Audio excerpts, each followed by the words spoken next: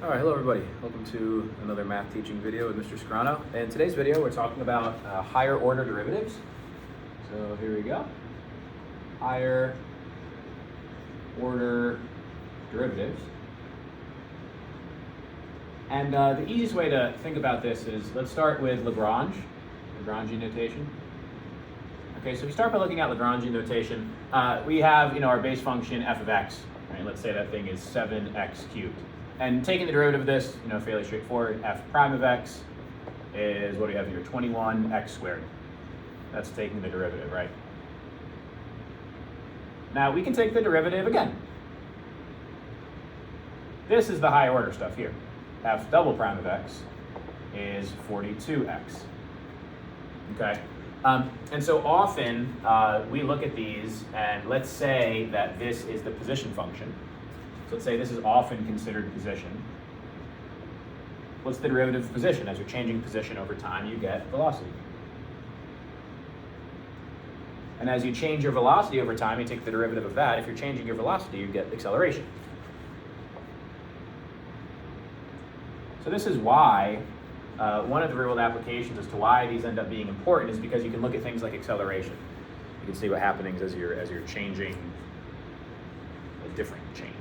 So like you change position, you get velocity. You change that, change velocity, you get acceleration, and that's relevant to us. So we can look at this through example.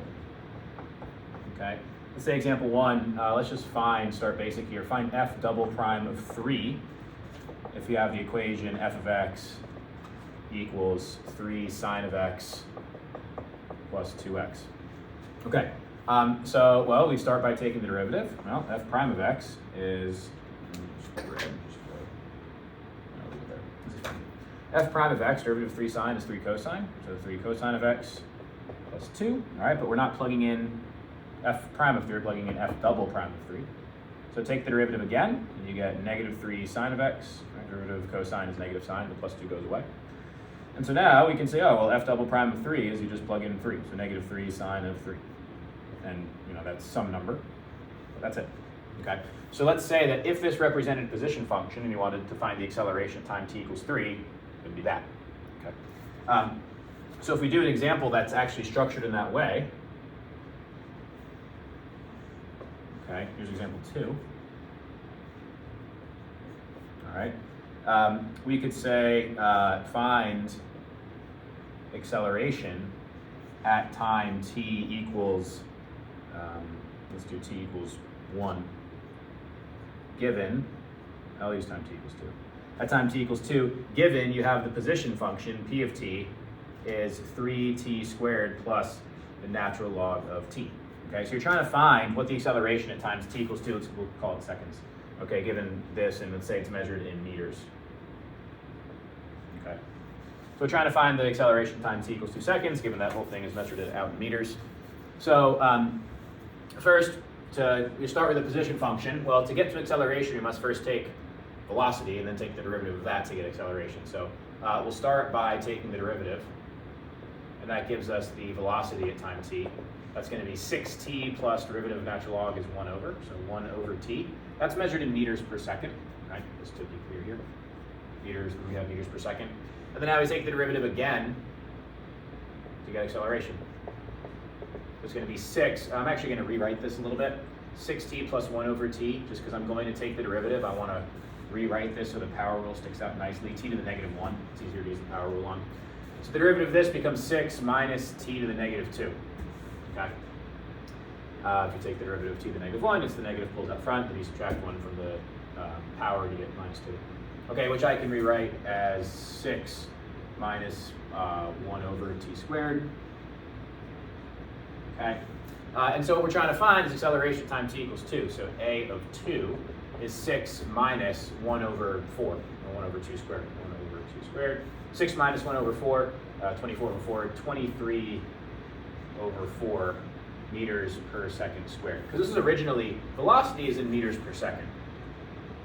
And what we're doing is we're taking the derivatives. We're taking this divided by second. So meters per second, you can think of it as meters per second squared. Right? You're doing second divided by itself again, so it's second squared. So that would be acceleration time t equals 2. Right? Pretty straightforward here. Okay, so that's why these higher order derivatives are useful. We have a Leibniz notation kind of approach to this, which we'll do now. So I'll just divide this board in half. That should leave space.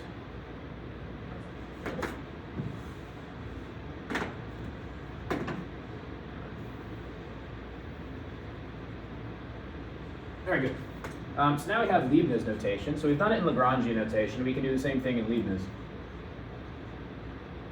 Using Leibniz notation, okay, easiest to look at this through example.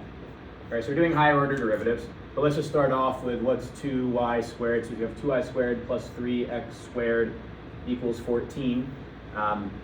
We'll find dy over dx. Okay, we'll start by doing that. Well, what do? Well, first we take the derivative with respect to x on both sides. So you're changing this with respect to time.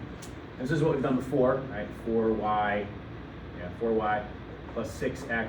Oh boy, that's not right. This is 4y times dy over dx, right? 4y times dy over dx plus 6x times dx over dx equals 0. Good. We know that dx over dx is just 1. Okay. So now I can solve this dy over dx. I subtract the 6x over, so this functionally goes away. So minus 6x over 4y, which we can simplify down to negative 3 over 2 if we want to. Dx over 2y. Okay, good. So that's dy over dx, but now what we can do is we can find a higher order derivative. So the notation for this is we go d squared y over dx squared. That is our Leibniz notation. D squared y over dx squared is indicating we're taking the second derivative, right? That higher order, kind of like down here, how we write f double prime. Here we write d squared y over dx squared. Okay, and so here's what we would do. We would take the derivative of this. Derivative of dy over dx equals the derivative of negative 3x over 2y. Okay? All right, and so now we've taken the derivative of dy over dx is what we want. That is d squared y over dx squared. And then now we have, on this side, we have a quotient rule. Okay, so you got to be careful of that.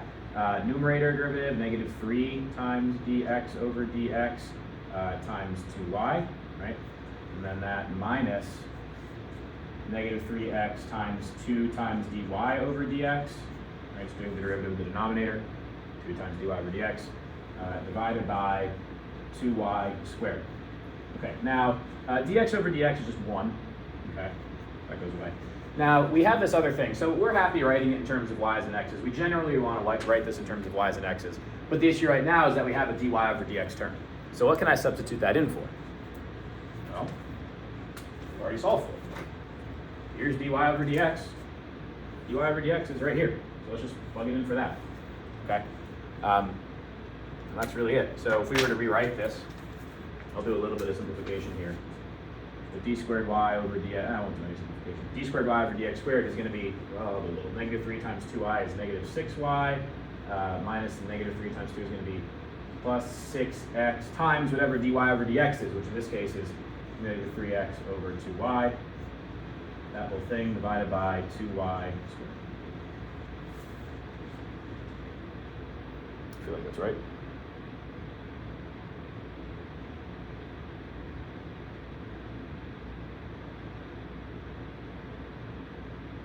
Nope. Yep. No. Yeah. Yeah, I'm checking my notes. I didn't simplify my notes. All right, so we're good. Double checking. Always good to do. This one over 4y, negative 32y, good. Get rid of that, negative 3 that, plus that, times that, good, minus negative, good.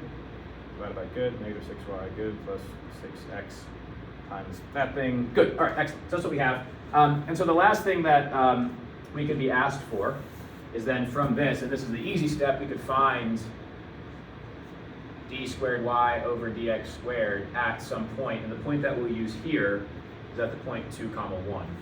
And so all we do for that is we just say, oh, well, we just plug in 2 and 1 for this. So that becomes negative 6 times 1 plus 6 times 2 times negative 3 times 2 over 2 times 1, yay. divided by 2 times 1 all squared. Simplify this if you want to. 2's cancels here and here. This becomes a 4.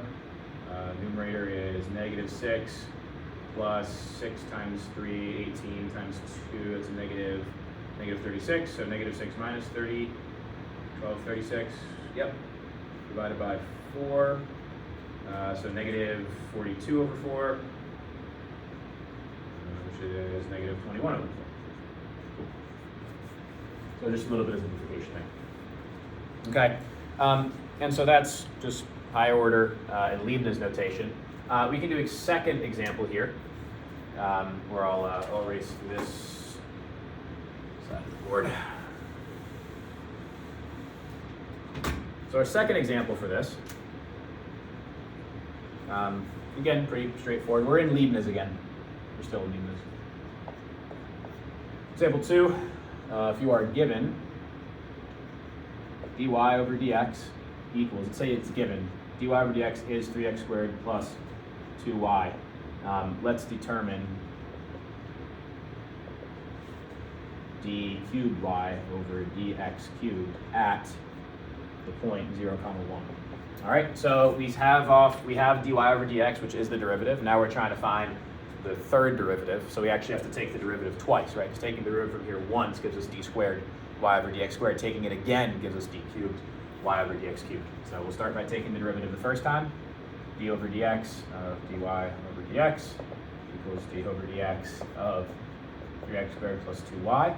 Okay, so this becomes d squared y over dx squared equals, the derivative of this is 6x times dx over dx plus 2 times dy over dx. This becomes 1. This, again, dy over dx, we don't want to leave.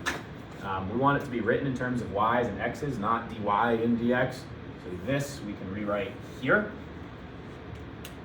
So to do that, we have d squared y over dx squared is 6x plus 2 times this thing, 3x squared plus 2y. Okay, I can move this through if we want to, but sure. D squared y over dx squared is 6x plus 6x squared plus 4y. All right, and now we want d cubed y over dx cubed at 0, 1. So we're going to take the derivative with respect to x of both sides again. And so you get d cubed y over dx cubed equals 6 times dx over dx plus 12x times dx over dx plus 4 times dy over dx. This is a 1, this is a 1. And again, same color. dy over dx, we want to rewrite that. We know what that is. It's up there. I'll move this to, no, I'll erase the rest of this. Okay, and so, yeah, so then we have, if we substitute things, d cubed y over dx cubed equals 6 plus 12x plus 4 times this thing, 3x squared plus 2y. And now we're trying to determine it at the point 0, 1. All right, so we'll plug stuff in.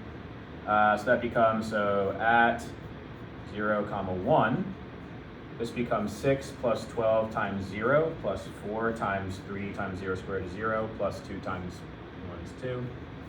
All right, so it becomes 6 plus 8, which is 14. No idea what the units are because I didn't give them the units. All right, and that's really it for higher order derivatives. Yeah, and I think that just about covers it.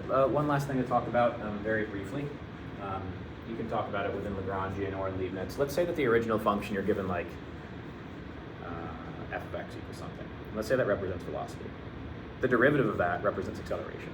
Okay, that's something we'll talk about more in class, but I just want to be careful of that last one. All right, thank you all very much, and I will see you in class.